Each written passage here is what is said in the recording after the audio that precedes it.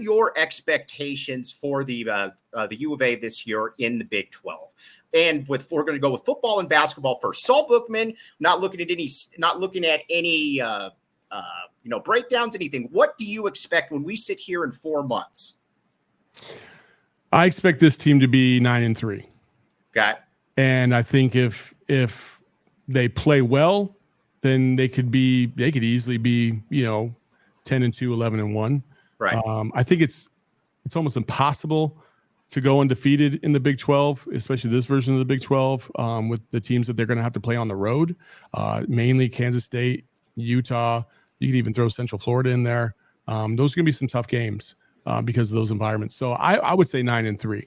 Yes, I would say 9-3. That is my bare line minimum, though. And we talked about this on previous shows. I need 9 wins. I got to get 9 wins. And I look at it and I think to myself that there's a couple different avenues to be able to traverse to be able to get that. And we're going to be up at Kansas State. And obviously they play Utah after that. Saul, I need to be able to get, if my goal with that is to be able to split. If you can split, I think that you're in a much better spot at that point. Listen, if you go 3-1, and then you've got kind of an easy part of the schedule, you got your Texas Techs of the world coming in. I get all that, but that is and protect home. That to me is the one thing. If you go 0-2, which is a distinct possibility because these are top 20 teams, then I don't feel as good about it. 1-1, I want 3-1 after the first 4 games, Saul Bookman.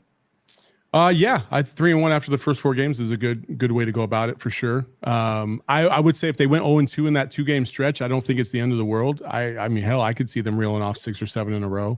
No problem. They did that last year. Right. They got on a nice little heater and to end the season and they were competitive. So I would say 9-3. I would say my bare minimum would be 8-4. Got just because, like I said, and you're bound to have some hiccups. Can you get through those hiccups? And there's always a surprise team, a team that outperforms. Hell, we were that surprise team last year. We shocked a lot of people. Who's going to be that surprise team this year? And will we catch them at the wrong or right time? That's another thing, right? And that happens every single season. That surprise team this year could be Colorado. That surprise team this year could be Central Florida. It could be a host of teams. So that would be my takeaway. Yeah, now I got another question for you. Basketball and football.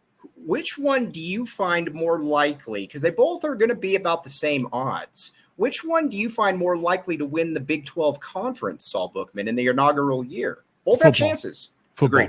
Agreed. Yeah, football by a mile. And that's where I want to go with this. Arizona basketball is probably going to be ranked preseason like 11 or 12, somewhere around there. Football is probably going to be about 22, something like that. But when you look at the Big 12, when you look at the gauntlet, with basketball, when you look at that gauntlet, I do think that it's just going to be hard, man. It's like we talked about all season. If you go let's say third in the Big 12, you can still get a 2 seed. You can still get a 3 seed. Whereas in the Big 12, I go into every single game, no matter where you at, and I'm thinking, man, still got a pretty good chance of being able to win this game. Whereas, let's be honest here, when we go into Fog Allen Fieldhouse, I don't know that I'm expecting to win that game, Saul. I hope to win that game, but I don't know that I'm expecting to win that game. Whereas we go to Kansas State, we go to Utah, and I think that Arizona's got a very realistic chance of winning those games. A little bit different in basketball in that first year. Plus, there's going to be a little bit of a shell shock, I think, from playing Big 12 teams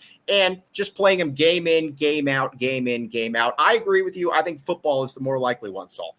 Yeah, I think it's football for a variety of different reasons, though. Arizona is established in basketball, despite the fact that they haven't gotten to the Final Four since, 2001 and won a national championship since 97. But they've been relevant. They've been a top 25, top 20, top 15, top 10. They've been number 1 in the country. Like, they've been a relevant program. So, like, when you go into Fog Allen, Kansas isn't taking Arizona lightly.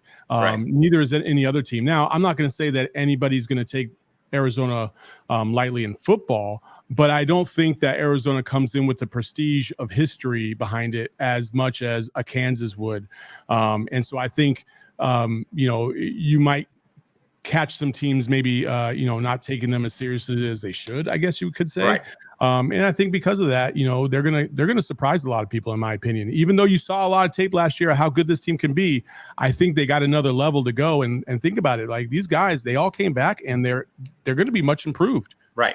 On top of what they did last year. No, I wanted to talk to you a little bit about the offense. So I was talking with somebody that might know a little bit, and he said, listen, he said the one thing that's going to be a little bit different about this year's Arizona football team is he says that you're going to get something where there's going to be a lot more running involved. And he said, not that last year's team didn't run, because you had Jonah Coleman, you had Michael Wiley, we talked about it. You had a stable of backs. But what's going to be fascinating to me, Saul, is what that run pass delineation is, because you've got a guy in Noah Fafita that we know is one of the best quarterbacks in the country. But we got to be honest here, though, too. If the offensive line comes together, you look at Brent Brennan's track record. This is a dude that likes to run the ball. This is a guy that's had multiple 1,000-yard backs in the past. Not only has he had 1,000-yard backs in the past, he likes running 2 tight end sets, which is going to be a staple of it. So, Saul, just Noah Fafita might not have the statistical numbers, but I also think that they expect to run the ball a lot more. I think it's going to be fascinating to watch how this plays out, because it could be a lot different than last year.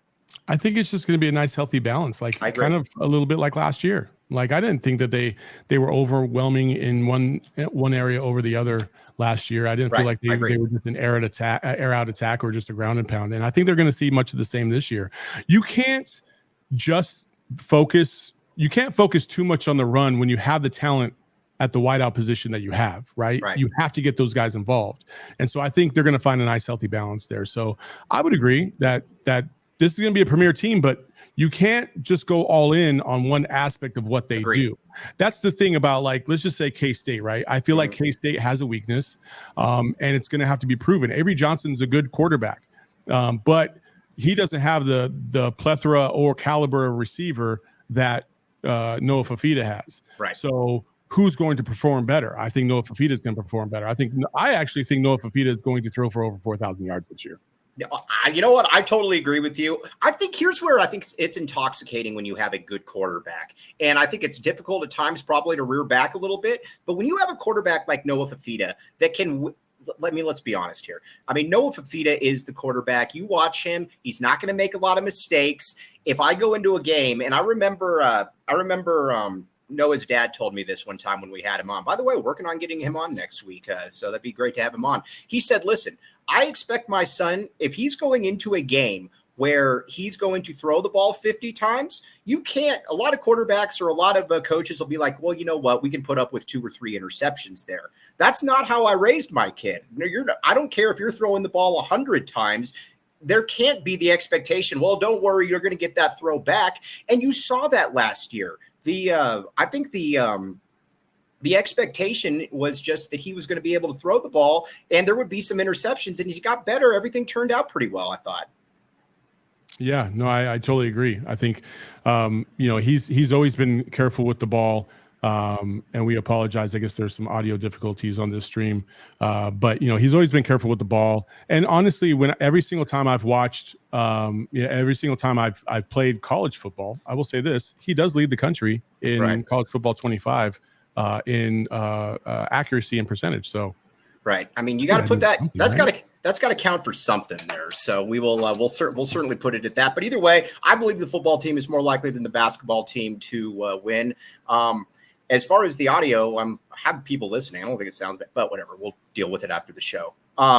But so anyways, going back to this, though, I think it's going to be fascinating. Also, Dwayne Akina on the defensive side of the ball. Let's talk about the defensive side. And I think that's where it's interesting as well. Akina said that the one thing about it is he wants to have more pressure. He wants to be able to get more pressure after the quarterback. And last year, I thought they did a pretty good job, honestly, with the pressure on the quarterback. And so you lose Taylor Upshaw. You lose a big Bill Norton. But he said the big thing that Akina wants is he wants to be able to get upfield. He wants to, whereas last year, a big part of it with BBN and Sione was to be able to control just their gaps. He wants to be able to push it upfield, and that's where a guy like a Kevon Darton comes in from Syracuse, players like that. So he wants more out of the defensive tackles. Go ahead. Gone are the days of the tweener defensive linemen. Every single dude on this roster, except for one, is over 6'2". Every single one is damn near over 300 pounds. Yes. And you have to have that kind of girth if you're going to compete in the Big 12. Right. We all know that.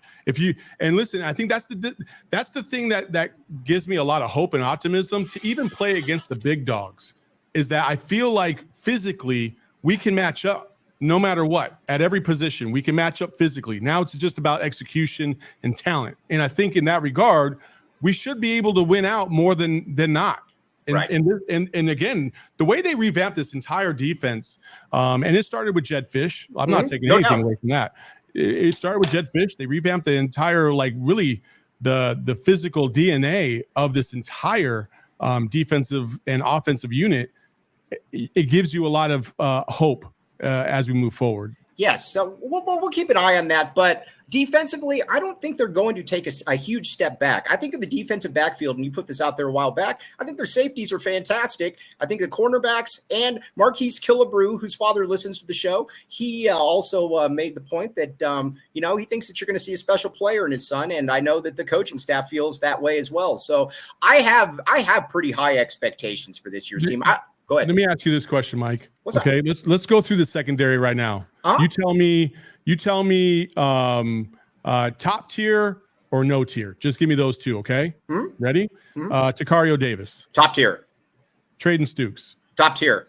Gunnar Maldonado. Top tier. Genesis Smith. Top tier. Gavin Hunter. No tier. Marquise Groves Killebrew. Yeah, that's an I, but potential for top tier. Okay, so like right there. Yeah. Right, by itself. You already named 4, possibly 5. And you forgot Dalton Johnson, another starter safety, top tier as well. Again, they have flexibility too, because some of those guys can be nickel. They can play as just a straight up corner, and they can even modify and go to that safety position, or even that hybrid safety, cornerback, even linebacker position. Because Traden Stukes, there was a lot of flexibility with him last year. Right. And he was able to play at a high level. And his improvement year over year was fantastic. And you're looking at all these other guys and seeing, okay, can they make that same kind of jump and improvement? Gunnar Maldonado finished the season so phenomenally well last year. Can he even make a jump? Genesis Smith, same thing. Like, a lot of these guys have an opportunity to get better than they were before. And they were a fucking good team last year. Yeah. That's the exciting part. That's the exciting part about it. Now, let me go a little bit further. We've talked all offseason about Jacob Manu. By the way, top tier, Saul Bookman, would you agree on Jacob Manu, top tier? Yes. All right. I think they're going to do, and what I think this coaching staff and what Dwayne Aquino wants to do, is he wants to be able to get as many guys close to the line as possible. And listen, there's been a question about that other linebacker, and I think there's going to be that question. So what he would like to do, and I think you're going to see a lot of this, is you're going to see the dollar package. And what I mean by that is you're going to essentially go with a 3 safety type look. You're going to have Gunnar Maldonado. You're also going to have Dalton Johnson, but you're going to have Genesis Smith, who's probably the best NFL safety prospect on the team, and he is going to be moved up closer to the line of scrimmage. And you might say, well, Mike, he's a safety. He's also 6'3", 220 pounds. He's more of that Roy Williams type safety. Yeah. But Saul, that's where I love coaches that do not try to pigeonhole, do not try to put things into a box. They look at their talent, they look what they have, and they say, okay, here's where I need to be able to go with that. I think you're going to see exactly that with this U of A football team. You know who's really, really intriguing for me? I know we've talked about him at length multiple times because the expectation didn't really meet the reality last year. Who's that? But I'll give him a little bit of a pass. Justin Flo. Mm-hmm. All right. Let's talk Flo. All right, so and I'm not trying to besmirch anybody, but, when you look at Justin Flo and you look at Jacob Manu and you told me one of these guys is one of the premier linebackers in the country, I don't think you would have said Jacob Manu. Right, I think physically you would look at Justin Flo and be like, oh, it's him, right? But Jacob Manu has everything that you want in a linebacker outside of the physical, measurable size, right? But then when you look at Justin Flo, going from Oregon to here, and thinking maybe they just didn't, he didn't get a lot of PT over at Oregon. He comes here, same thing kind of happens again. And you're kind of like, okay, is it me, or is it my talent, or what am I doing wrong? And I think Justin Flo had to have taken some time in the last 4 or 5 months to kind of evaluate himself and figure out where is he going wrong and how can he improve enough to get on the field more and make a difference, because the kid is physically, he's gifted. Right. And intensity wise, he's a psycho, right? Which I love on the defensive side of the ball. Like, he definitely reminds me of that middle linebacker off the program. You can't tell me otherwise. Like he's and he looks like him too. Yes. He's probably at the line of scrimmage saying some crazy shit like that too.